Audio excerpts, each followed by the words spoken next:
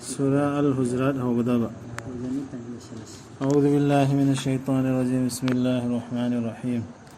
رب اشرح لي صدري ويسر لي أمري واحلل عقدة من لساني يفقهوا قولي. رب زدني علما.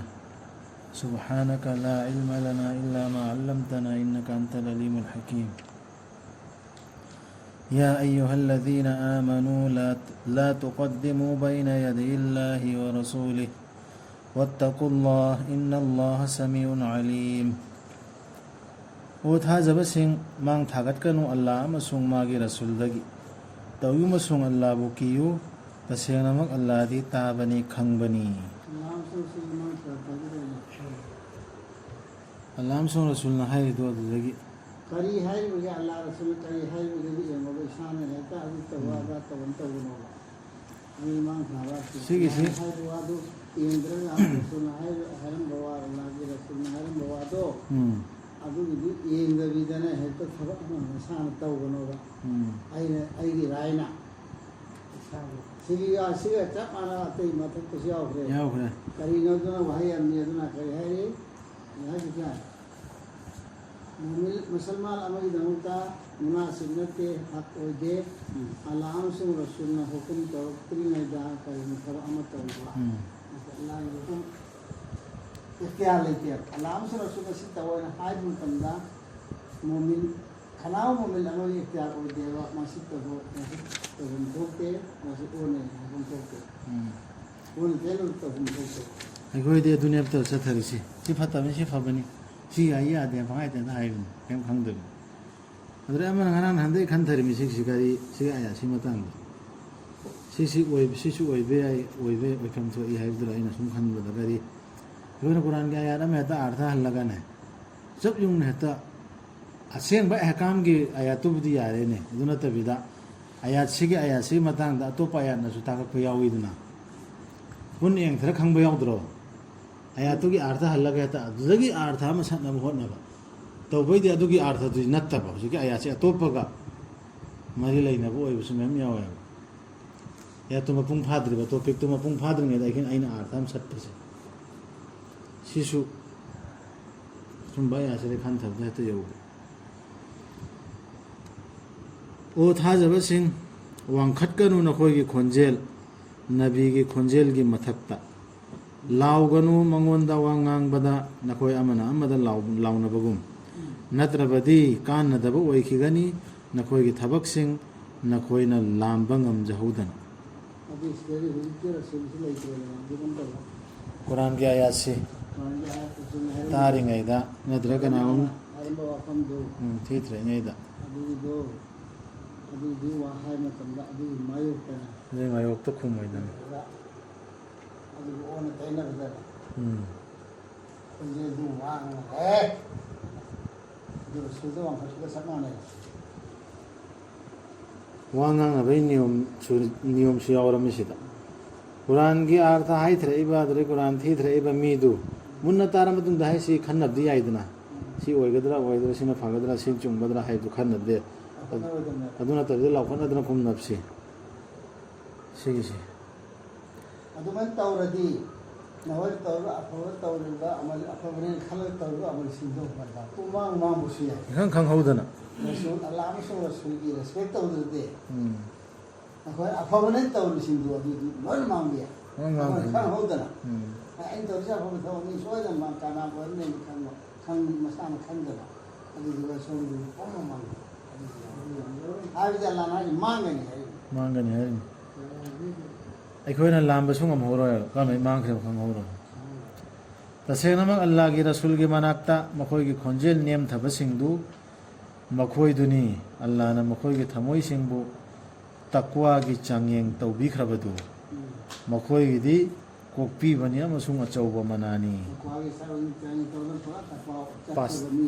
Pass ꯇꯧꯈ꯭ꯔꯕ ꯀꯥꯡꯕꯨꯗꯨ ꯍꯥꯏꯗꯤ ꯁꯤ ꯔꯁꯨꯜꯅ ꯍꯥꯏꯔꯤꯃꯤꯅꯦ, ꯁꯤ ꯁꯨꯝ ꯆꯨꯝꯃꯤꯅꯦꯅ ꯊꯥꯖꯕ, ꯄ꯭ꯔꯨꯐꯁꯨ ꯂꯩꯔꯕ, ꯗꯂꯤꯜ ꯑꯣꯏꯔꯕ ꯑꯌꯥꯠꯁꯤ ꯏꯐꯣꯡ ꯐꯣꯡꯅ ꯈꯪꯉ ꯃꯇꯨꯡꯗ ꯁꯤꯗꯤ ꯆꯠꯂꯗꯝꯃꯦꯅ ꯁꯦꯔꯦꯟꯗꯔ ꯇꯧꯔ ꯃꯤꯗꯨ ꯑꯗꯨꯏ ꯃꯤꯗꯨ ꯇꯛꯋꯥ ꯂꯩꯔ ꯃꯤꯅꯤ. إنا لله وإنا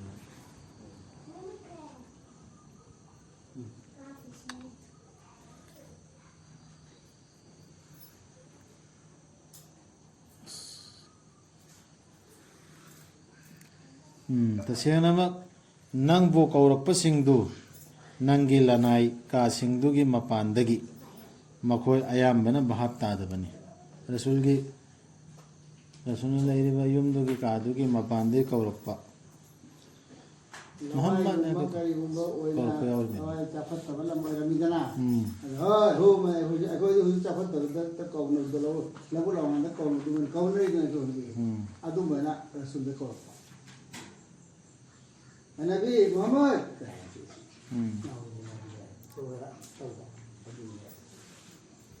ꯃꯈꯣꯏꯅ ꯈꯥꯡꯂꯝꯂꯕꯗꯤ ꯅꯪꯅ ꯃꯈꯣꯏꯒꯤ ꯃꯅꯥꯛꯇ ꯊꯣꯔꯛꯄ ꯐꯥꯎꯕ ꯃꯨꯍꯝꯃꯗ ꯄꯟꯕꯗ ꯁꯜꯂꯜꯂꯥꯍꯨ ꯑꯂꯩꯍꯤ ꯋꯁꯜꯂꯝ ꯐꯥꯎ ꯍꯥꯏꯗꯅ मुहम्मद की कोई जीवारी कहना है तब पावा मोहम्मद आई पल्ला जे आई पल्ला आदि सल्लल्लाहु अलैहि वसल्लम आए वो दोतरा अदर हो हाइट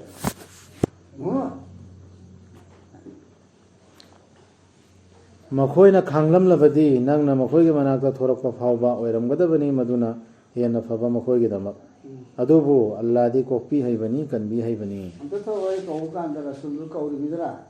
ꯀꯧꯕ ꯀꯥꯟꯗ ꯉꯥꯏꯕꯗꯨ ꯋꯥꯗꯅ ꯉꯥꯏꯕ ꯉꯝꯃ ꯋꯥꯔꯛꯇꯅ ꯃꯣꯏꯅ ꯀꯧꯔꯛꯄꯗꯨ ꯂꯥꯎꯔꯛꯄꯗꯨ ꯋꯥꯔꯤꯅꯦꯕ ꯃꯈꯣꯏ ꯃꯗꯨ ꯈꯥꯡꯗꯅ ꯔꯁꯨꯜꯅ ꯂꯥꯛꯇ꯭ꯔꯤꯗꯨ ꯀꯔꯤꯒꯤ ꯃꯔꯝ ꯑꯃ ꯂꯩꯔꯝꯒꯅꯤ ꯃꯗꯨꯗꯨ ꯉꯥꯏꯗ ꯂꯩꯔꯝꯃꯗꯤ ꯃꯈꯣꯏ ꯁꯣꯏꯗꯅ ꯉꯝꯒꯗꯕꯅꯦꯕ ꯑꯐꯕ ꯃꯤ ꯑꯗꯨꯅ ꯆꯠꯄꯤꯗꯨ ꯑꯣꯏꯔꯝꯒꯅꯤ ꯑꯗꯨ ꯇꯧꯗꯦ रसूल की रिस्पेक्ट ताकि ꯑꯗꯨꯕꯨ ꯁꯣꯏꯔꯨꯔꯁꯨ ꯍꯩꯋꯥꯇꯥ ꯁꯣꯏꯔꯨꯔꯁꯨ ꯑꯜꯂꯥꯍꯗꯤ उन्होंने मागे रिस्पेक्ट मान हरम वासी रिस्पेक्ट ꯁꯣꯏꯔꯨꯔꯁꯨ ꯇꯧꯕ ꯇꯧꯔꯗꯤ ꯑꯜꯂꯥꯍꯗꯤ ꯀꯣꯛꯄꯤ ꯍꯩꯕꯅꯦꯕ कुरान तारा सही है जी कहा है ये चीज पंडा कि उस्मान है वो अब इसे रिस्पेक्ट ꯑꯩꯈꯣꯏꯅ ꯍꯥꯟꯅ ꯁꯣꯏꯈ꯭ꯔꯤꯕꯁꯤꯡꯗꯣ ꯑꯜꯂꯥꯍꯗ ꯍꯥꯏꯖꯒꯗꯕ ꯑꯗꯨꯅ ꯑꯜꯂꯥꯍꯗꯤ ꯀꯣꯛꯄꯤ ꯍꯩꯕꯅꯤ ꯍꯥꯏꯁꯦ ꯑꯣ ꯊꯥꯖꯕꯁꯤꯡ ꯅꯈꯣꯏꯅ ꯂꯥꯛꯂꯕꯗꯤ ꯁꯤꯡꯅꯕꯒ ꯂꯣꯏꯅꯅ ꯍꯥꯏꯕ ꯏꯟꯗꯕ ꯑꯃ ꯄꯥꯎ ꯑꯃ ꯄꯨꯗꯨꯅ ꯃꯗꯨ ꯊꯤꯖꯤꯜꯂꯨ ꯅꯠꯇ꯭ꯔꯕꯗꯤ ꯅꯈꯣꯏꯅ ꯁꯣꯛꯍꯜꯂꯨꯕ ꯌꯥꯏ ꯃꯤꯁꯤꯡꯕꯨ ꯈꯪꯗꯕꯗꯒꯤ ꯑꯗꯨꯒ ꯀꯣꯟꯅ ꯑꯣꯏꯔꯛꯄ ꯌꯥꯏ ꯅꯈꯣꯏꯅ ꯇꯧꯈꯤꯕꯗꯨꯗ ꯅꯤꯡꯉꯝꯃꯛꯇꯕ लांगे वाली को या फिर लोगों का लांगे नो मुझे पापु रखो ऐसा है कि दिन बने था और लोगों को भी मकान बना अब हुकुम भी आम उधर मिसी उनको पाव से या आम ꯑꯣ ꯊꯥꯖꯕꯁꯤꯡ ꯅꯈꯣꯏꯗ ꯂꯥꯛꯂꯕꯗꯤ ꯁꯤꯡꯅꯕꯒ ꯂꯣꯏꯅꯅ ꯍꯥꯏꯕ ꯏꯟꯗꯕ ꯑꯃ ꯄꯥꯎ ꯑꯃ ꯄꯨꯗꯨꯅ ꯑꯗꯨꯒꯤ ꯄꯥꯎꯗꯨ ꯊꯤꯗꯣꯛ ꯍꯦꯛꯇ ꯊꯥꯖꯔꯨꯈꯤꯅꯣ أنت سيبوا قوم بجهالة خنجردا مثلا دسات أو يركنا ꯁꯤꯡꯅꯕꯒ ꯂꯣꯏꯅꯅ ꯍꯥꯏꯕ ꯏꯟꯗꯕꯁꯤ ꯀꯅꯥꯅꯣ ꯁꯤ ꯑꯩꯈꯣꯏ ꯃꯔꯛꯇ ꯌꯥꯎꯗꯣꯔꯤꯃꯤ ꯀꯨꯔꯥꯟꯒꯤ ꯑꯌꯥꯠꯁꯤ ꯈꯪꯁꯨ ꯈꯪꯉꯕ ꯑꯗꯨꯒ ꯁꯨꯡꯆꯠ ꯆꯠꯇꯕ ꯇꯥꯗꯤ ꯇꯥꯔꯕ ꯄꯥꯁꯨ ꯄꯥꯔꯕ ꯑꯗꯨꯏꯗꯨꯒ ꯌꯥꯗꯕꯗꯣ ꯁꯤꯡꯅꯕꯒ ꯂꯣꯏꯅ ꯍꯥꯏꯕ ꯏꯟꯗꯕ ꯃꯈꯣꯏꯁꯤꯡꯗꯨꯅ ꯄꯥꯎ ꯑꯃ ꯍꯦꯛ ꯇꯝꯃꯛꯄꯗ ꯍꯦꯛꯇ ꯂꯧꯔꯨꯅꯨ ꯊꯥꯖꯔꯨꯅꯨ ꯊꯤꯗꯣꯛꯈꯣꯕ ꯍꯥꯟꯅ ꯑꯗꯨ ꯅꯠꯇ꯭ꯔꯗꯤ ꯁꯣꯏꯔꯨꯕ ꯌꯥꯏ ꯁꯤꯅꯤ ꯑꯜꯂꯥꯍꯅ ꯍꯥꯏꯔꯤꯁꯤꯀꯣ ꯑꯆꯧꯕ ꯑꯁꯣꯏꯕ ꯑꯣꯏꯔꯛꯀꯗꯧꯔꯤꯅꯤ ꯑꯗꯨꯒꯤ ꯄꯥꯎꯗꯨꯅ ꯃꯤꯁꯤꯡꯗ ꯁꯣꯛꯍꯜꯂꯨꯕ ꯌꯥꯏ ꯍꯥꯏꯔꯤꯃꯤꯁꯤ ꯐꯤꯇꯅꯥ ꯑꯃ ꯑꯣꯏꯗꯧꯔꯤꯃꯤ ꯑꯩꯈꯣꯏ ꯑꯁꯥꯟꯇꯤ ꯍꯥꯏꯕꯗꯨ ꯐꯤꯇꯅꯥ ꯐꯁꯥꯠ ꯊꯣꯛꯀꯗꯧꯔꯤꯃꯤ ꯀꯩꯔꯣꯏ ꯂꯩꯀꯥꯏꯗ ꯏꯃꯨꯡ ꯃꯅꯨꯡꯗ ꯑꯋꯥꯕ ꯑꯣꯏꯗꯧꯔꯤꯃꯤ ꯀꯣꯟꯅ ꯏꯀꯥꯏꯕꯁꯨ ꯅꯪꯗꯕ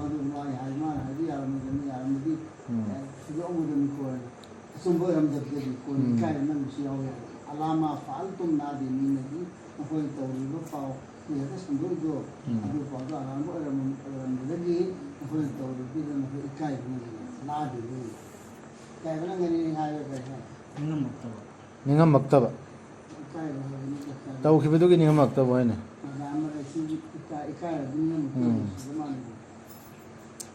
ꯈꯪꯉꯨ ꯅꯈꯣꯏꯒꯤ ꯅꯔꯛꯇ ꯂꯩꯔꯤꯕꯅꯤ ꯑꯜꯂꯥꯍꯒꯤ ꯔꯁꯨꯜ ꯃꯥꯅ ꯅꯈꯣꯏꯒꯤ ꯋꯥ ꯂꯧꯔꯝꯂꯕꯗꯤ ꯑꯌꯥꯝꯕ ꯋꯥꯐꯝꯗ ꯑꯔꯨꯕꯤ ꯑꯣꯏꯔꯝꯒꯗꯕꯅꯤ ꯅꯈꯣꯏꯗ ꯇꯧꯅꯤꯡꯕꯁꯨꯡ ꯑꯜꯂꯥꯍꯅ ꯅꯈꯣꯏꯗ ꯅꯨꯡꯁꯤꯕ ꯐꯥꯎꯍꯟꯕꯤꯔꯤꯕꯅꯤ ꯊꯥꯖꯕꯕꯨ ꯑꯃꯁꯨꯡ ꯃꯗꯨꯕꯨ ꯐꯖꯍꯟꯕꯤꯔꯤꯕꯅꯤ ꯅꯈꯣꯏꯒꯤ ꯊꯃꯣꯏꯁꯤꯡꯗ ꯑꯗꯨꯒ ꯇꯨꯀꯠꯆꯕ ꯄꯣꯛꯍꯟꯕꯤꯔꯤꯕꯅꯤ ꯅꯈꯣꯏꯗ ꯊꯥꯖꯗꯕ ꯂꯝꯍꯦꯟꯕ ꯑꯃꯁꯨꯡ ꯍꯥꯏꯕ ꯏꯟꯗꯕ ꯍꯥꯏꯕꯗꯨ ꯃꯈꯣꯏꯗꯨꯅꯤ ꯂꯝꯖꯤꯡꯕꯤꯔꯕꯁꯤꯡꯗꯨ ꯁꯤꯛꯁꯦ ꯑꯜꯂꯥꯍꯒꯤ ꯊꯧꯖꯥꯜꯂꯝꯅꯦꯕ ꯈꯪꯉꯨ ꯅꯈꯣꯏ ꯅꯔꯛꯇ ꯂꯩꯔꯤꯕꯅꯤ ꯑꯜꯂꯥꯍꯒꯤ ꯔꯁꯨꯜꯁꯤ ꯂꯩꯔꯦ ꯑꯩꯈꯣꯏ ꯔꯛꯇ ꯃꯥꯅ ꯄꯤꯔꯝꯕ ꯄꯣꯠꯁꯤ ꯂꯩꯔꯦꯗꯅ ꯃꯥꯅ ꯅꯈꯣꯏꯒꯤ ꯋꯥ ꯂꯧꯔꯝꯂꯕꯗꯤ ꯑꯌꯥꯝꯕ ꯋꯥꯐꯝꯗ ꯑꯔꯨꯕꯤ ꯑꯣꯏꯔꯝꯒꯗꯕꯅꯦꯕ ꯅꯈꯣꯏꯗ ꯑꯩꯈꯣꯏꯅ ꯍꯥꯏꯕꯗꯨ ꯁꯨꯝ ꯑꯔꯨꯕ ꯑꯃ ꯑꯣꯏꯔꯝꯒꯅꯦꯕ ꯑꯗꯨ ꯅꯠꯇꯕꯤꯗ ꯑꯜꯂꯥꯍꯅ ꯊꯧꯖꯥꯜ ꯃꯈꯥꯒꯤꯁꯤꯗ ꯑꯜꯂꯥꯍꯒꯤ ꯊꯧꯖꯥꯜ ꯑꯃꯅꯤ ꯇꯧꯅꯤꯡꯃꯁꯨꯡ ꯑꯜꯂꯥꯍꯅ ꯅꯈꯣꯏꯗ ꯅꯨꯡꯁꯤꯕ ꯐꯥꯎꯍꯟꯕꯤꯔꯤꯕꯅꯤ ꯊꯥꯖꯕꯕꯨ ꯑꯃꯁꯨꯡ ꯃꯗꯨꯕꯨ ꯐꯖꯍꯟꯕꯤꯔꯤꯕꯅꯤ ꯅꯈꯣꯏꯒꯤ ꯊꯃꯣꯏꯁꯤꯡꯗ ꯏꯃꯥꯟꯁꯤꯅ ꯑꯩꯈꯣꯏꯗ ꯄꯥꯝꯕ ꯄꯣꯛꯍꯜꯂꯤꯁꯤ ꯊꯥꯖꯍꯜꯂꯤꯁꯤ ꯐꯖꯍꯜꯂꯤꯁꯤ ꯁꯤꯁꯦ ꯑꯜꯂꯥꯍꯅꯅꯦꯕ ꯑꯩꯈꯣꯏ ꯊꯃꯣꯏꯁꯤꯡꯗ ꯑꯗꯨꯒ ꯇꯨꯀꯠꯆꯕ ꯄꯣꯛꯍꯟꯕꯤꯔꯤꯕꯅꯤ ꯅꯈꯣꯏꯗ ꯊꯥꯖꯗꯕ ꯍꯥꯏꯗꯤ ꯏꯟꯀꯥꯔ ꯇꯧꯕ ꯌꯥꯗꯕ ꯑꯌꯥꯠꯁꯤꯗ ꯌꯥꯗꯕ ꯏꯟꯀꯥꯔ ꯇꯧꯕꯁꯦ ꯊꯥꯖꯗꯕ ꯀꯨꯐꯨꯔꯒꯤ ꯊꯕꯛꯁꯤꯅ ꯇꯨꯀꯠꯆꯕ ꯄꯣꯛꯍꯜꯂꯦ ꯁꯤꯁꯨ ꯑꯜꯂꯥꯍꯒꯤ ꯊꯧꯖꯥꯜ ꯑꯃꯅꯤ ꯂꯝꯍꯦꯟꯕ ꯑꯃꯁꯨꯡ ꯍꯥꯏꯕ ꯏꯟꯗꯕ ꯍꯥꯏꯕꯗꯨ ꯁꯤꯁꯦ ꯇꯨꯀꯠꯆꯕ ꯄꯣꯛꯍꯜꯂꯤꯁꯤ ꯃꯈꯣꯏꯗꯨꯅꯤ ꯂꯝꯖꯤꯡꯕꯤꯔꯕꯁꯤꯡꯗꯨ ꯁꯤꯁꯤ ꯏꯃꯥꯟ ꯑꯣꯔꯥ ꯃꯣꯃꯤꯟꯒꯤ ꯁꯤꯐꯠ ꯑꯃꯅꯤ ꯁꯤꯗ ꯍꯥꯏꯔꯤꯁꯤ ꯒꯨꯅꯥꯗ ꯇꯨꯀꯠꯆꯕ ꯄꯣꯛꯄ ꯏꯃꯥꯟꯗ ꯍꯔꯥꯎꯕ ꯄꯣꯛꯄ ꯁꯤꯁꯤ ꯑꯜꯂꯥꯍꯒꯤ ꯑꯆꯧꯕ ꯈꯨꯗꯣꯜ ꯑꯃꯅꯦꯕ ꯑꯜꯂꯥꯍꯅ ꯄꯤꯕꯤꯔꯛꯄ ꯒꯨꯅꯥ ꯇꯧꯕ ꯃꯇꯝꯗ ꯍꯔꯥꯎꯅ ꯇꯤꯟ ꯌꯣꯠꯅ ꯂꯤꯔꯕ ꯑꯗꯨꯗꯤ ꯒꯨꯅꯥꯗꯨ ꯇꯨꯀꯠꯆꯗꯦ ꯇꯨꯀꯠꯆꯕ ꯄꯣꯛꯍꯜꯂꯛꯑꯗꯤ ꯃꯗꯨ ꯑꯐꯕ ꯋꯥꯅꯤ ꯒꯨꯅꯥ ꯍꯥꯏꯁꯤ ꯇꯨꯀꯠꯆꯕꯗꯨꯒ ꯅꯠꯇ꯭ꯔꯣ ꯊꯧꯖꯥꯜ ꯑꯣꯏꯅ ꯑꯜꯂꯥꯍꯗꯒꯤ ꯑꯃꯁꯨꯡ ꯆꯥꯟꯕꯤꯕ ꯑꯣꯏꯅ ꯑꯜꯂꯥꯍꯗꯤ खंबनी सिंबनी ꯍꯧꯖꯤꯛꯀꯤ ꯃꯊꯛꯇ ꯍꯥꯏꯈ꯭ꯔꯤꯁꯤꯒꯤ ꯃꯈꯥꯅꯤ ꯑꯜꯂꯥꯍꯒꯤ ꯊꯧꯖꯥꯜꯗꯒꯤꯅꯦ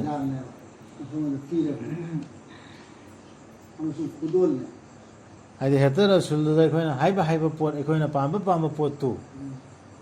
ꯌꯥꯗ꯭ꯔꯤꯁꯤ ꯑꯜꯂꯥꯍꯒꯤ ꯀꯥꯅꯨꯟ ꯃꯈꯥꯗ ꯑꯜꯂꯥꯍꯅ ꯑꯣꯏꯍꯜꯂꯤꯁꯤ ꯁꯤꯒꯤꯁꯤ ꯊꯧꯖꯥꯜ ꯑꯃꯅꯦ ꯊꯥꯖꯔꯕꯁꯤꯡꯒꯤ ꯃꯅꯨꯡꯗꯒꯤ ꯀꯥꯡꯕꯨ ꯑꯅꯤ ꯂꯥꯟ ꯇꯧꯅꯔꯕꯗꯤ ꯇꯥꯏꯁꯤꯟꯅꯕ ꯄꯨꯔꯛꯎ ꯃꯈꯣꯏꯅꯤꯒꯤ ꯃꯔꯛꯇ ꯑꯗꯨꯕꯨ ꯃꯈꯣꯏꯒꯤ ꯃꯅꯨꯡꯗꯒꯤ ꯑꯃꯅ ꯍꯦꯟꯖꯤꯟꯅ ꯇꯧꯔꯕꯗꯤ ꯑꯇꯣꯞꯄꯗꯨꯒꯤ ꯃꯊꯛꯇ ꯊꯦꯡꯒꯥꯏꯅꯧ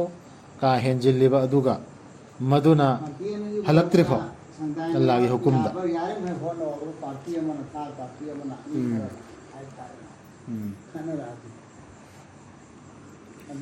ꯑꯃꯅ ꯍꯦꯟꯖꯤꯜꯂꯗꯤ ꯍꯦꯟꯖꯤꯜꯂꯤꯕ ꯃꯥꯏꯀꯩꯗꯨ ꯊꯦꯡꯒꯥꯏꯅꯧ ꯑꯜꯂꯥꯍꯒꯤ ꯍꯨꯀꯨꯝꯗ ꯏꯜꯂꯛꯇ꯭ꯔꯤꯐꯥꯎ ꯃꯗꯨꯅ ꯍꯜꯂꯛꯂꯕꯗꯤ ꯇꯥꯏꯁꯤꯟꯅꯧ ꯃꯈꯣꯏꯅꯤꯒꯤ ꯃꯔꯛꯇ ꯃꯤꯆꯪ ꯃꯤꯈꯥꯏ ꯅꯥꯏꯗꯅ ꯃꯤꯆꯪ ꯃꯤꯈꯥꯏ ꯅꯥꯏꯕ ꯌꯥꯗꯦ ꯑꯗꯨꯒ ꯋꯥꯌꯦꯜ ꯆꯨꯝꯃꯨ ꯃꯗꯨꯗ ꯇꯁꯦꯡꯅꯃꯛ ꯑꯜꯂꯥꯍꯅ ꯅꯨꯡꯁꯤ ꯋꯥꯌꯦꯜ ꯆꯨꯝꯕꯁꯤꯡꯕꯨ ꯋꯥꯌꯦꯜ ꯆꯨꯝꯒꯗꯕ ꯑꯩꯒꯤ ꯕꯕꯥ ꯑꯣꯏꯔꯁꯨ ꯑꯩꯒꯤ ꯏꯃꯨꯡ ꯑꯣꯏꯔꯁꯨ ꯑꯩꯒꯤ ꯈꯥꯟꯗꯥꯟ ꯑꯣꯏꯔꯁꯨ ꯋꯥꯌꯦꯜ ꯆꯨꯝꯅ ꯇꯧꯒꯗꯕ ꯇꯁꯦꯡꯅꯃꯛ ꯊꯥꯖꯕꯁꯤꯡꯗꯤ ꯑꯃꯒ ꯃꯆꯤꯟ ꯃꯅꯥꯎꯁꯤꯡꯅꯤ ꯑꯗꯨꯅ ꯇꯥꯏꯁꯤꯟꯅꯧ ꯅꯈꯣꯏꯒꯤ ꯅꯆꯤꯟ ꯏꯅꯥꯎꯁꯤꯡꯒꯤ ꯃꯔꯛꯇ ꯑꯗꯨꯒ ꯑꯜꯂꯥꯍꯕꯨ ꯀꯤꯌꯨ ꯅꯈꯣꯏꯗ ꯊꯧꯖꯥꯜ ꯇꯧꯕꯤꯔꯛꯅꯕ ꯁꯤ ꯏꯃꯥꯅꯨꯋꯥꯂꯥ ꯈꯨꯗꯤꯡꯃꯛ ꯃꯆꯤꯟ ꯃꯅꯥꯎꯅꯤ ꯍꯥꯏꯔꯤꯁꯤ ꯑꯌꯥꯁꯤꯗꯀꯣ innal mu'minina ikhwatun ꯅ ꯍꯥꯏꯗꯦꯕ ꯀꯔꯤ ꯍꯥꯏ innama ꯃꯥ ꯌꯥꯎꯔꯤꯀꯣ ꯑꯗꯨ innama ꯁꯦꯗ ꯁꯨꯞꯅꯒꯤꯅ ꯍꯜꯂꯒ ꯁꯤꯗ ꯍꯜꯂꯤꯁꯤ ꯁꯨꯞꯅꯒꯤꯅ ꯍꯟꯕꯗ ꯈꯨꯗꯣꯡ ꯆꯥꯗꯕ ꯑꯣꯏꯕ ꯈꯟꯗꯦ ꯑꯃꯨꯛ ꯍꯥꯏꯕ ꯁꯨꯞꯅꯒꯤ ꯃꯣꯃꯤꯟꯁꯤꯡꯗꯤ ꯃꯣꯃꯤꯟ ꯍꯥꯏꯕꯁꯤ ꯁꯨꯞꯅꯒꯤ ꯑꯗꯨ ꯑꯣꯏꯒꯗꯕꯅꯤ ꯍꯥꯏꯁꯦ ꯑꯗꯨ ꯅꯠꯇꯕ ꯑꯇꯣꯞꯄ ꯀꯔꯤꯝꯇ ꯑꯣꯏꯔꯣꯏꯗꯕꯅꯤ ꯃꯆꯤꯟ ꯃꯅꯥꯎ ꯑꯣꯏ ꯂꯩꯔꯗꯕ sida pura maru oiba wahi am yawis innama has mu'min haibidu sumena machin manawdu neba iman machin manawne machin manawne farai ki mal thangani haibne ko iman ki machin manaw farai ki mal roi bu hena maru oi machin manawni kai nu alayhi salam na kawkhalubda Allah na haire idu nangi nang na sanatya ꯑꯗꯨꯗꯤ ꯈꯔꯥꯏꯁꯨ ꯍꯦꯟꯅ ꯃꯔꯨ ꯑꯣꯏꯔꯛꯏꯅꯤ ꯑꯣ ꯊꯥꯖꯕꯁꯤꯡ ꯅꯨꯍ ꯑꯂꯩꯍꯤꯁꯁꯂꯥꯝꯒꯤ ꯃꯆꯥꯁꯨ ꯃꯥꯏ ꯅꯨꯄꯤꯁꯨ ꯅꯠꯇ꯭ꯔꯣ ꯑꯗꯨꯗꯒꯤ ꯂꯨꯠꯀꯤꯅ ꯃꯥꯒꯤ ꯅꯨꯄꯤ ꯅꯠꯇ꯭ꯔꯥ ꯀꯥꯐꯤꯔ ꯑꯣꯏꯈ꯭ꯔꯤꯁꯤ ꯍꯥꯏꯕ ꯏꯟꯈꯤꯗ꯭ꯔꯤꯁꯤ ꯑꯗꯨꯗꯩ ꯐꯦꯔꯥꯎꯟꯅ ꯁꯥꯊꯤꯈ꯭ꯔ ꯐꯦꯔꯥꯎꯟꯗꯣ ꯃꯥꯒꯤ ꯅꯨꯄꯤꯗꯨꯅ ꯑꯃꯨꯛꯀ ꯖꯟꯅꯠꯀꯤ ꯅꯨꯄꯤ ꯑꯣꯏꯔꯤ ꯑꯣ ꯊꯥꯖꯕꯁꯤꯡ ꯅꯣꯛꯅꯔꯣꯏꯗꯕꯅꯤ ꯃꯤ ꯀꯥꯡꯂꯨꯞ ꯑꯃꯅ ꯑꯇꯣꯞꯄ ꯀꯥꯡꯂꯨꯞ ꯑꯃꯕꯨ ꯁꯤꯁꯤ ꯏꯃꯥꯟ ꯋꯥꯂꯥꯒꯤ ꯅꯠꯇꯦ ꯁꯤꯅ ꯑꯩꯈꯣꯏ ꯏꯃꯥꯟ ꯋꯥꯂꯥꯅꯅꯦ ꯑꯦꯅꯤ ꯀꯥꯡꯂꯨꯞ ꯑꯃꯗ ꯅꯣꯛꯅꯕ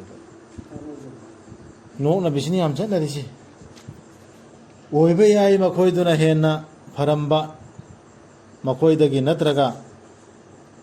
ꯅꯨꯄꯤꯁꯤꯡꯅꯁꯨ ꯑꯇꯣꯞꯄ ꯅꯨꯄꯤꯁꯤꯡꯁꯨ ꯑꯣꯏꯕ ꯌꯥꯏ ꯃꯈꯣꯏꯗꯨꯅ ꯍꯦꯟꯅ ꯐꯔꯝꯕ ꯃꯈꯣꯏꯗꯒꯤ ꯅꯣꯛꯂꯒꯅꯣꯕ ꯀꯅꯥ ꯈꯪꯅꯤ ꯃꯈꯣꯏ ꯅꯨꯄꯤ ꯈꯔ ꯅꯣꯛꯂꯔꯁꯨ ꯃꯈꯣꯏ ꯅꯣꯛꯂꯔꯁꯤꯡꯗꯨꯅ ꯍꯦꯟꯅ ꯐꯔꯝꯕꯁꯨ ꯌꯥꯏ ꯍꯦꯟꯅ ꯐꯔꯝꯕꯁꯨ ꯌꯥꯏ ꯅꯨꯄꯥꯗꯁꯨ ꯅꯨꯄꯤꯁꯨ ꯄꯨꯟꯅ ꯈꯥꯏꯗꯣꯛꯅ ꯍꯥꯏꯔꯦ ꯍꯨꯀꯨꯝ ꯑꯣꯔꯗꯔꯅꯤ ꯋꯥꯂꯥ ꯀꯜꯕꯤꯁꯨ ꯑꯗꯨꯒ ꯅꯈꯣꯏꯅ ꯁꯦꯜ ꯏꯀꯥꯏꯕ ꯄꯤꯅꯔꯣꯏꯗꯕꯅꯤ ꯅꯠꯇ꯭ꯔꯒ ꯀꯧꯅꯔꯣꯏꯗꯕꯅꯤ ꯑꯃꯅ ꯑꯃꯕꯨ ꯐꯠꯇꯕ ꯃꯤꯡꯒꯧꯁꯤꯡꯅ ꯑꯁꯥꯎꯕ ꯃꯤꯡꯒꯧꯅ ꯀꯧꯅꯔꯣꯏꯗꯕꯅꯤ ꯃꯤꯗꯨꯅ ꯁꯥꯎꯋꯦ ꯍꯥꯏꯔꯗꯤ ꯑꯗꯨꯒꯤ ꯃꯤꯡꯒꯧꯗꯨ ꯀꯧꯅꯤ ꯁꯥꯎꯗꯕ ꯃꯤꯡꯗꯨ ꯊꯨꯡꯖꯤꯜꯂꯒ ꯀꯧꯕ ꯃꯉꯣꯟꯗ ꯏꯇꯥꯡꯕ ꯍꯥꯏꯔꯁꯨ ꯏꯇꯥꯡꯕ ꯗꯥꯏꯔꯦꯛ ꯍꯥꯏꯔꯗꯤ ꯁꯥꯎꯔꯣꯏꯗ꯭ꯔꯣ ꯑꯗꯨꯅ ꯑꯗꯨꯒꯤ ꯃꯤꯡꯗꯨ ꯀꯧꯔꯣꯏꯗꯕꯅꯤ ꯀꯧꯕ ꯃꯇꯝꯗ ꯅꯠꯇ꯭ꯔꯒꯅ ꯃꯥꯒꯤ ꯑꯁꯣꯏꯕ ꯑꯃ ꯄꯤꯔꯒ ꯑꯁꯣꯏꯕꯗꯨ ꯃꯥꯒꯤ ꯃꯃꯤꯡ ꯑꯣꯏꯅ ꯐꯠꯇꯕꯅꯤ ꯍꯥꯏꯕ ꯏꯟꯗꯕ ꯍꯥꯏꯕ ꯃꯤꯡꯁꯤꯡ ꯐꯠꯇꯕꯅꯤ ꯍꯥꯏꯕ ꯏꯟꯗꯕ ꯍꯥꯏꯕ ꯃꯤꯡꯁꯤꯡ ꯊꯥꯖꯔꯕ ꯃꯇꯨꯡꯗ ꯐꯠꯇꯕꯅꯤ ꯍꯥꯏꯕ ꯏꯟꯗꯕ ꯐꯠꯈꯤꯗ꯭ꯔꯕꯅꯤ ꯁꯨꯃꯥꯏꯅ ꯃꯤꯡ ꯊꯣꯟꯅꯕꯁꯤ ꯐꯠꯇꯕ ꯐꯠꯇꯕ ꯃꯤꯡ ꯊꯣꯟꯅꯕꯁꯦ ꯃꯃꯤꯡ ꯑꯃ ꯑꯣꯏꯔꯒ ꯐꯠꯇꯕ ꯃꯤꯡ ꯊꯣꯟꯅꯔꯒ ꯀꯔꯦꯝ ꯀꯊꯥꯏꯅ ꯇꯧꯕꯁꯦ ꯐꯠꯈꯤꯗ꯭ꯔꯕ ꯄꯣꯠꯅ ꯕꯦꯁꯥꯗꯤ ꯕꯦꯁꯥꯅꯦ ꯕꯦꯁꯥꯅꯦꯕ ꯄꯨꯔꯥ ꯊꯥꯖꯔꯕ ꯃꯇꯨꯡꯗ ꯁꯨꯃꯥꯏꯅ ꯇꯧꯁꯤ ꯀꯅꯥꯒꯨꯝꯕꯅ ꯅꯤꯡꯉꯝꯗꯅ ꯍꯟꯖꯤꯜꯂꯛꯇ꯭ꯔꯕ ꯍꯥꯏꯗꯤ ꯇꯣꯕꯥ ꯇꯧꯔꯛꯇ꯭ꯔꯗꯤ ꯑꯗꯨ ꯑꯣꯏꯔꯕꯗꯤ ꯃꯈꯣꯏꯗꯨ ꯑꯔꯥꯟꯕ ꯇꯧꯕꯁꯤꯡꯅꯤ ꯍꯧꯖꯤꯛꯀꯤ ꯊꯕꯛꯁꯤ ꯇꯧꯔꯛꯑꯗꯤ ꯁꯤꯗ ꯅꯨꯄꯤ ꯃꯈꯩꯗ ꯑꯩꯈꯣꯏꯅ ꯕꯦꯁꯥꯅ ꯍꯟꯗ ꯍꯥꯏꯅꯔꯝꯕꯗꯨ ꯑꯗꯨꯏꯗꯨ ꯁꯤꯒꯤ ꯃꯤꯡꯒꯧ ꯊꯪꯒꯧ ꯑꯃ ꯀꯩꯗꯧꯕꯩ ꯃꯇꯥꯡꯗ ꯁꯤꯗ ꯂꯥꯛꯏꯁꯤ ꯈ꯭ꯋꯥꯏꯗꯒꯤ ꯐꯠꯇꯕ ꯊꯕꯛꯅꯦꯕ ꯃꯤꯡꯒꯧꯅꯦꯕ ꯍꯧꯖꯤꯛ ꯕꯦꯁꯥꯅ ꯍꯥꯏꯔꯤꯁꯤꯁꯨ ꯀꯧꯔꯣꯏꯗꯕꯅꯤ ꯍꯦꯛꯇ ꯅꯨꯄꯤ ꯑꯃꯗ ꯕꯦꯁꯥ ꯍꯥꯏꯔꯤꯁꯤ ꯑꯣꯛꯇꯕꯤ ꯍꯥꯏꯕꯒꯨꯝꯕ ꯑꯣ ꯊꯥꯖꯕꯁꯤꯡ ꯊꯥꯗꯣꯛꯎ ꯚꯥꯞꯅ ꯁꯥꯒꯠꯄ ꯑꯌꯥꯝꯕ ꯚꯥꯞꯅ ꯁꯥꯒꯠꯄꯁꯤꯡꯁꯤ ꯊꯥꯗꯣꯛꯑꯣ ꯇꯁꯦꯡꯅꯃꯛ ꯚꯥꯞꯅ ꯁꯥꯒꯠꯄ ꯈꯔꯗꯤ ꯄꯥꯞꯅꯤ ꯂꯣꯟꯅ ꯄꯥꯎ ꯂꯧꯕ ꯇꯧꯒꯅꯨ ꯅꯠꯇ꯭ꯔꯒ ꯃꯤꯇꯨꯡꯗ ꯋꯥ ꯉꯥꯡꯕ ꯇꯧꯒꯅꯨ ꯊꯣꯛꯅ ꯍꯥꯏꯔꯦ ꯁꯤꯗ ꯅꯈꯣꯏ ꯈꯔꯅ ꯈꯔꯒꯤ ꯁꯤ ꯑꯩꯈꯣꯏꯗꯤ ꯇꯨꯡꯗ ꯄꯪꯍꯥꯏꯗ ꯍꯥꯏꯅꯕ ꯅꯣꯛꯅꯕꯁꯤ ꯑꯩꯈꯣꯏꯅ ꯆꯠꯊꯔꯤꯕ ꯊꯕꯛꯅꯦꯕ ꯁꯤ ꯃꯔꯝ ꯂꯩꯕ ꯁꯔꯀꯥꯔꯒꯤ ꯑꯣꯏꯕ ꯁꯥꯏꯗꯤ ꯇꯣꯉꯥꯟꯕ ꯑꯗꯨ ꯅꯠꯇꯕ ꯃꯔꯝ ꯂꯩꯇꯕꯗ ꯁꯥꯏꯗꯤ ꯑꯣꯏꯔꯒ ꯀꯩꯁꯨ ꯃꯉꯣꯟꯗ ꯀꯥꯟꯅꯕꯁꯨ ꯂꯩꯔꯣꯏꯗꯕ ꯃꯥꯡꯕꯁꯨ ꯂꯩꯔꯣꯏꯗꯕ ꯑꯗꯨꯝꯕꯗꯨꯒꯤꯗ ꯅꯈꯣꯏꯅ ꯑꯗꯨ ꯁꯥꯏꯗꯤ ꯑꯣꯏꯔꯨꯅꯨ ꯊꯤꯖꯤꯜꯂꯨꯅꯨ ꯑꯗꯨꯒ ꯂꯣꯟ ꯍꯥꯏꯔꯣ ꯑꯍꯥꯟꯕꯗ ꯍꯥꯏꯔꯛꯏꯁꯤ ꯑꯗꯨꯒꯨꯝꯕꯗ ꯑꯗꯨꯒ ꯑꯃꯅ ꯑꯃꯒꯤ ꯆꯤꯔꯣꯟ ꯆꯨꯆ ꯇꯧꯅꯕꯅ ꯑꯍꯥꯟꯕꯗ ꯍꯥꯏꯔꯛꯏꯁꯦ ꯚꯥꯞꯅ ꯁꯥꯒꯠꯀꯅꯨ ꯍꯥꯏꯔꯛꯏꯅꯤ ꯚꯥꯞꯅ ꯁꯥꯒꯠꯂꯒꯅꯦꯕ ꯉꯥꯡꯅꯈ꯭ꯔꯤꯁꯤ ꯇꯨꯡꯗ ꯃꯤ ꯋꯥ ꯉꯥꯡꯉꯤꯁꯤ ꯃꯥꯅ ꯑꯗꯨ ꯍꯥꯏꯍꯧꯔꯕ ꯑꯗꯨꯗꯤ ꯑꯗꯨꯅꯤꯗ ꯃꯥ ꯑꯗꯨꯏꯗꯨꯅꯤ ꯑꯗꯨꯗ ꯍꯧꯔꯒ ꯁꯨꯝ ꯁꯥꯡꯊꯈ꯭ꯔꯅꯤ ꯃꯤ ꯑꯍꯨꯝ ꯃꯔꯤ ꯆꯪꯗꯅ ꯅꯨꯄꯤꯅ ꯍꯦꯟꯕꯅꯤ ꯑꯃꯨꯛꯀ ꯑꯗꯣ ꯑꯜꯂꯥꯍꯅ ꯗꯥꯏꯔꯦꯛ ꯑꯍꯥꯟꯕ ꯍꯥꯏꯔꯛꯏꯁꯤ ꯑꯣ ꯏꯃꯥꯟꯋꯥꯂꯥ ꯃꯨꯁꯂꯤꯝꯁꯤꯡ ꯊꯥꯖꯕꯁꯤꯡ ꯅꯈꯣꯏ ꯚꯥꯞꯅ ꯁꯥꯒꯠꯀꯅꯣ ꯚꯥꯞ ꯁꯥꯒꯠꯂꯒꯅꯦꯕ ꯃꯤ ꯕꯗꯅꯥꯝ ꯇꯧꯔꯤꯁꯤ ꯄꯥꯝꯒꯗ꯭ꯔꯥ ꯁꯤ ꯃꯈꯥꯗ ꯂꯥꯛꯑꯦ ꯄꯥꯝꯒꯗ꯭ꯔꯥ ꯅꯈꯣꯏ ꯀꯅꯥꯒꯨꯝꯕ ꯑꯃꯅ ꯃꯥꯒꯤ ꯁꯤꯔꯕ ꯃꯆꯤꯟ ꯃꯅꯥꯎ ꯑꯃꯒꯤ ꯁꯥꯗꯣꯡ ꯆꯥꯕ ꯑꯁꯤꯕ ꯃꯆꯤꯟ ꯃꯅꯥꯎꯒꯤ ꯁꯥꯗꯣꯡ ꯆꯥꯕ ꯄꯥꯝꯒꯗ꯭ꯔꯥ ꯍꯧꯖꯤꯛꯀꯤ ꯚꯥꯞ ꯁꯥꯒꯠꯂꯁꯤ ꯍꯥꯏꯗꯤ ꯑꯗꯨꯒ ꯆꯞ ꯃꯥꯟꯅꯩꯕ ꯇꯨꯡꯗ ꯚꯥꯞ ꯁꯥꯒꯠꯂꯒ ꯃꯥꯗꯤ ꯑꯗꯨꯒꯤ ꯐꯠꯇꯕꯅꯤ ꯑꯗꯨ ꯉꯥꯡꯍꯧꯔꯗꯤ ꯑꯗꯨ ꯑꯣꯏꯕꯩꯅꯦꯅ ꯚꯥꯞ ꯃꯌꯥꯝ ꯁꯥꯒꯠꯄꯁꯤ ꯅꯈꯣꯏꯅ ꯃꯗꯨ ꯇꯨꯀꯠꯆꯕꯅꯤ ꯀꯤꯌꯨ ꯑꯜꯂꯥꯍꯕꯨ ꯇꯁꯦꯡꯅꯃꯛ ꯑꯜꯂꯥꯍꯗꯤ ꯅꯤꯡꯉꯝꯗꯅ ꯍꯟꯖꯤꯟꯖꯔꯛꯄꯕꯨ ꯌꯥꯕꯤꯕꯅꯤ ꯀꯟꯕꯤ ꯍꯩꯕꯅꯤ ꯍꯧꯖꯤꯛꯁꯨ ꯇꯣꯕꯥ ꯇꯧꯕ ꯌꯥꯔꯦ ꯁꯤꯐꯥꯎ ꯇꯧꯁꯤ ꯉꯁꯤꯒꯤ ꯂꯣꯏꯗꯧꯔꯕꯣ ꯍꯣꯏ ꯂꯣꯏꯁꯤꯜꯂꯁꯤ ꯁꯤꯁꯤ ꯚꯥꯞꯅ ꯁꯥꯒꯠꯄꯁꯤ ꯌꯥꯝ ꯐꯠꯇꯕ ꯒꯨꯅꯥꯅꯤꯀꯣ ꯑꯣ ꯃꯤꯑꯣꯏꯕ ꯇꯁꯦꯡꯅꯃꯛ ꯑꯜꯂꯥꯍꯅ ꯁꯦꯝꯈꯤꯕꯅꯤ ꯅꯈꯣꯏꯕꯨ ꯅꯨꯄꯥ ꯑꯃ ꯑꯃꯁꯨꯡ ꯅꯨꯄꯤ ꯑꯃꯗꯒꯤ ꯑꯗꯨꯒ ꯑꯣꯏꯍꯟꯕꯤꯈꯤꯕꯅꯤ ꯅꯈꯣꯏꯕꯨ ꯖꯥꯇꯤ ꯑꯃꯁꯨꯡ ꯐꯨꯔꯨꯞ ꯌꯦꯡꯉꯣ ꯁꯤꯗ ꯈꯥꯏꯗꯣꯔꯛꯏꯕ꯭ꯔꯥ ꯌꯦꯡꯉꯣ ꯑꯩꯈꯣꯏ ꯄꯥꯡꯒꯟꯅꯤ ꯑꯩꯈꯣꯏꯅ ꯍꯦꯟꯅ ꯁꯦꯡꯉꯦꯅ ꯑꯜꯂꯥꯍꯅ ꯃꯤ ꯏꯑꯣꯏꯕ ꯏꯟꯁꯥꯟꯁꯤꯡꯁꯤꯒꯤ ꯃꯒꯨꯟꯁꯤ ꯂꯣꯏꯅ ꯊꯝꯃꯛꯏꯁꯤ ꯐꯨꯔꯨꯞ ꯅꯈꯣꯏ ꯑꯃꯅ ꯑꯃꯕꯨ ꯁꯛ ꯈꯪꯖꯕ ꯌꯥꯅꯕ तसेंगनमक अल्लाह की मनाक्ता नखोई ख्वाइदगी इकाई खुमननिंगाई ओइबदुदी नखोई मनुंगदगी ख्वाइदगी हेना तकवा लैबदुनी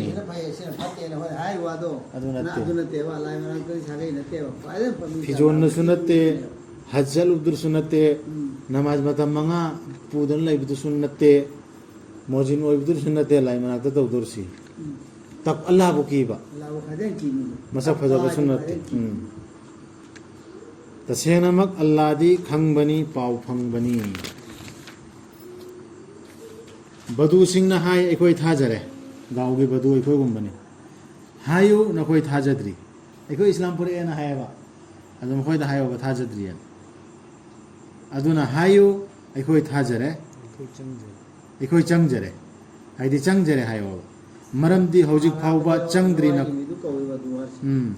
मरमदी हौजिक फाउबा चंगद्री नखोई थमोई सिंगदा थाजबा हाइबदु थमोई द चंगद्री बना चिंता कल मसोलसु को इस्लाम ने पुरैदु आई नबीन हाइबे इल्लनी ने सेंदर तौबे वातनी नचिन्ना अदुगा ईमान प्रोती नखोई ना इल्लबदी अल्लाह ना हाइबदु अमसुंग मागी रसूलना अल्लाह ना नखोई दा हंथा हनबा तौबीरोय नखोई की थबक सिंगी मना करिमता तसेनमक अल्लाह दी कोपी हैबनी कनबी हैबनी सिगी आया सिरा खन थबय याय अल्लाह ना इखोय द दुनिया दसु माना पीनी हैबो वादा मैम तौखरेदना आयाता आखिरत सु मना चाउ लरे दुनिया दसु माइ पाकनी हाइदी दुनिया दसु मागे मैम सिनग्रे करी करी कानगदम हैबदु अदुगी मना सिंगदो सुबन हंथरोयबा इखोय थमोय द चंगति इस्लाम सी अदो इखोय इस्लाम सी चंगबा चंगद्रिबा टेस्ट तौबे याय बिसि आयात सी कोई दुनिया सिदने आई थमोइद इंग थबा फावराबा प्रॉब्लम सिना टेंशन द कोक सिरा हाइगदन लेब्रा आइसी पान थोंदत मुस्लिम ओइरिब्रा आई थमोइ सि इंग थराब्राबा काना फंगसि खंगनेबा दुनिया दा आई थमोइद चंगब्रा चंगदिब्रा से आया से टेस्ट तौबि आय आई रसूल द साबे कराम द लान के मैदान दने इंग थन खिरदु नुआय हन खिरदु लान के मैदान द मोइन सोय रूप दैने कबना लाउना अब करम कांदनु लाकदब सेना अल्लाह की रसूल की मदद से करम कांदनो रसूल दा हंगनर आबा अदुई मतम दर मोमिन सिंह दर इंग धन खरेबा अल्लाह हराव नुंगाई ब तुमहन पूरा अदुगी दे कोई द फावरा ब्राबा अल्लाह आया सिदगी सिगी आया सिन टेस्ट तो बिया अदरे अमन मथक द पोइनम सु याउक्रिए एकोई था जरे ना सिदा इस्लाम सी एकोई इस्लाम चंगे लाइला सोलेन हाइबिसी ओजी स्कॉलर खन सु हाइ नै दना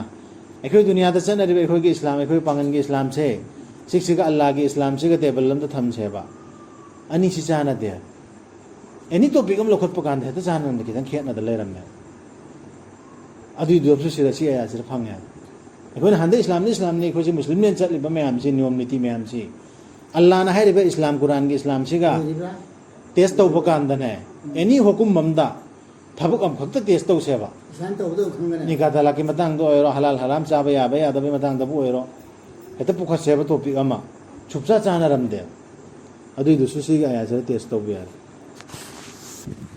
मखाया सेम के थाजब सिंह हाइबदुदी सुमनगे अल्लाह बु थाजब अमसुंग मागे रसूल बु अदुगी तुंगदा चिंगनबा तौदबा अदुगा अल्लाह की लंबीदा मखोय मचाक मरल अमसुंग मचाक मरल अमसुंग मपुंजी कथोक्तुना कन्न होनजब सिंह अदु खक्तनी हवाई हक्चान यावना चुमथोइबा अदुनी वाया आतसे मखोय दुनी अचुंबा ngang ba sing हाइबदु थाजब मोमिन की सिफत निको सिर हाय सिसु थाजब सिंह हाइबदु दि सुमनगे अल्लाह बु थाजबा सुमनगे अल्लाह बु थाजब दि अल्लाह खतन हाइबे इन बदु नत्रो हां अल्लाह थाजरे न चिंदलोम दु सुमनगे अल्लाह थाजब को गदराना अल्लाह ना हाय इस्लाम की मतंग द अल्लाह ना हाइदि लोइरेना अदु खक्तना फाइनल डिसीजन ओइबदु कोन से चिंगनसु लैरोयदा अमसुंग मागे रसूल बु ओ रसूल ना इमोंद पिरमेबो कुरान के आयत रसूल ना पिरमेबो कुरान से सिगी सिनियाना द्रो एता फाइनल ओइब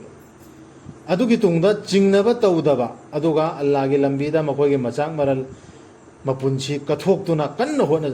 आइमोंद लुपा तारा सितन रेसि मंगा सि चाम सितनी दरकार अंदी लाय हुजिक लैतबा माइमोंद हे लैतबम लाय अदुरसु कथोक्पो गंबा ꯗꯤꯟꯒꯤ ꯃꯔꯝꯗ ꯗꯤꯟꯒꯤ ꯃꯔꯝꯗꯁꯨ ꯗꯤꯟꯒꯤ ꯃꯔꯝꯗ ꯗꯤꯟꯒꯤ ꯃꯔꯝꯗꯁꯨ ꯑꯇꯣꯞꯄ ꯗꯔꯀꯥꯔ ꯑꯣꯏꯔꯗꯤ ꯂꯥꯟ ꯈꯪꯗꯦ ꯀꯔꯤ ꯈꯪꯗꯦ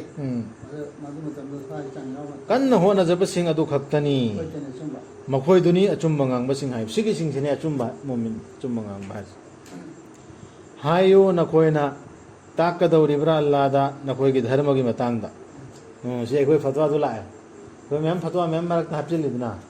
ꯑꯗꯨ ꯅꯈꯣꯏꯅ ꯇꯥꯛꯀꯗꯧꯔꯤꯕ꯭ꯔꯥ ꯑꯜꯂꯥꯗ ꯁꯤꯅ ꯆꯨꯝꯃꯤ ꯆꯨꯝꯗꯦꯅ ꯁꯤ ꯑꯣꯏꯒꯗꯕꯅꯤ ꯑꯣꯏꯔꯣꯏꯗꯕꯅꯦꯅ ꯑꯜꯂꯥꯗꯤ ꯃꯥꯗꯤ ꯍꯥꯏꯗꯤ ꯑꯜꯂꯥꯗꯤ ꯈꯪꯕꯅꯤ ꯑꯁꯃꯥꯟꯁꯤꯡꯗ ꯂꯩꯕ ꯄꯨꯝꯅꯃꯛ ꯑꯃꯁꯨꯡ ꯄ꯭ꯔꯤꯊꯤꯕꯤꯗ ꯂꯩꯕ ꯄꯨꯝꯅꯃꯛ ꯑꯜꯂꯥꯗꯤ ꯄꯣꯠ ꯈꯨꯗꯤꯡꯃꯛꯄꯨ ꯈꯪꯕꯅꯤ ꯄꯣꯂꯛꯏ ꯄꯨꯔꯛꯇꯁꯨ ꯈꯪꯉꯤ ꯑꯗꯨꯗꯩ ꯑꯜꯂꯥꯅ ꯑꯩꯈꯣꯏꯗ ꯑꯣꯔꯗꯔ ꯇꯧꯈ꯭ꯔꯤꯕ ꯍꯨꯀꯨꯝ ꯐꯩꯁꯂꯥ ꯇꯧꯔꯛꯏꯁꯦ ꯀꯨꯔꯥꯟꯗ ꯂꯣꯏꯔꯦ ꯀꯨꯔꯥꯟꯁꯤꯅ ꯀꯝꯄ꯭ꯂꯤꯠ ꯑꯣꯏꯔꯦ ꯍꯥꯏꯔꯛꯏꯁꯦ ꯁꯤꯁꯦ ꯑꯜꯂꯥꯅ ꯈꯪꯗꯅ ꯊꯥꯔꯛꯑꯝꯃꯤ ꯀꯌꯥꯃꯠ ꯐꯥꯎꯕꯁꯤꯅ ꯃꯄꯨꯡ ꯐꯥꯔꯦꯅ ꯑꯗꯨꯗ ꯑꯩ ꯑꯜꯂꯥꯗ ꯑꯩꯅ ꯇꯥꯛꯎꯒꯗꯕ ꯅꯠꯇ꯭ꯔꯦ ꯑꯩꯅ ꯁꯤꯗ ꯁꯟꯗꯣꯛꯇꯅ ꯍꯥꯏꯗꯤ ꯁꯤꯅ ꯑꯣꯛꯇ꯭ꯔꯤ ꯁꯤꯅ ꯐꯠꯇ꯭ꯔꯤ ꯁꯤ ꯃꯇꯥꯡꯗ ꯁꯤ ꯂꯥꯛꯈꯤꯗꯕꯅꯤꯅ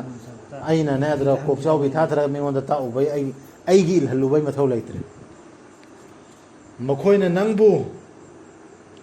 ꯆꯥꯟꯕꯤꯕꯅꯤ ꯍꯥꯏꯅ ꯂꯧꯏ ꯃꯈꯣꯏꯅ ꯙꯔꯃꯗꯨꯗ ꯆꯪꯂꯛꯄꯗꯨ ꯍꯥꯏꯗꯤ ꯑꯜꯂꯥꯍꯒꯤ ꯔꯁꯨꯜꯒꯤ ꯃꯅꯥꯛꯇ ꯑꯜꯂꯥꯍꯒꯤ ꯑꯌꯥꯊꯤ ꯊꯕꯗꯨꯗ ꯑꯗꯨꯗ ꯆꯪꯂꯛꯇꯨꯅ ꯍꯥꯏꯕ ꯏꯟꯗꯅ ꯌꯥꯔꯦ ꯍꯥꯏꯅ ꯈꯔ ꯆꯠꯇꯅ ꯍꯧꯖꯤꯛꯁꯨ ꯀꯨꯔꯥꯟꯒꯤ ꯑꯌꯥꯊꯤ ꯊꯔꯤꯕ ꯃꯅꯥꯛꯇꯨꯗ ꯌꯥꯔꯦ ꯑꯩ ꯅꯣꯏ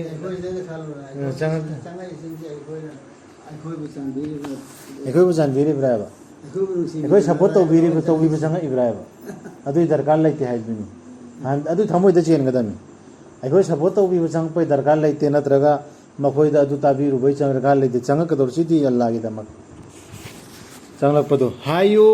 ꯑꯩꯕꯨ ꯆꯥꯟꯕꯤꯕꯅꯤ ꯍꯥꯏꯅ ꯂꯧꯒꯅꯨ ꯅꯈꯣꯏꯒꯤ ꯏꯁꯂꯥꯝꯗꯨ ꯅꯠꯇꯦ ꯑꯁꯦꯡꯕꯗꯤ ꯑꯜꯂꯥꯍꯅ ꯆꯥꯟꯕꯤꯕꯅꯤ ꯅꯈꯣꯏꯕꯨ ꯑꯜꯂꯥꯍꯅ ꯅꯈꯣꯏꯕꯨ ꯂꯝꯖꯤꯡꯕꯤꯔꯛꯂꯤꯕꯗꯨ ꯊꯥꯖꯕꯔꯣꯝꯗ ꯑꯗꯨꯏꯗꯨꯅꯦꯕ ꯅꯈꯣꯏꯅ ꯑꯣꯏꯔꯕꯗꯤ ꯑꯆꯨꯝꯕ ꯉꯥꯡꯕꯁꯤꯡ ꯇꯁꯦꯡꯅꯃꯛ ꯑꯜꯂꯥꯍꯗꯤ ꯈꯪꯕꯅꯤ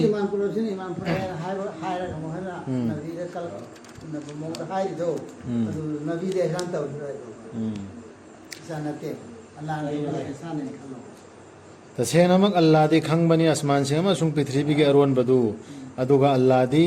उबनी नखोयना तौरिबदु रसूलदसु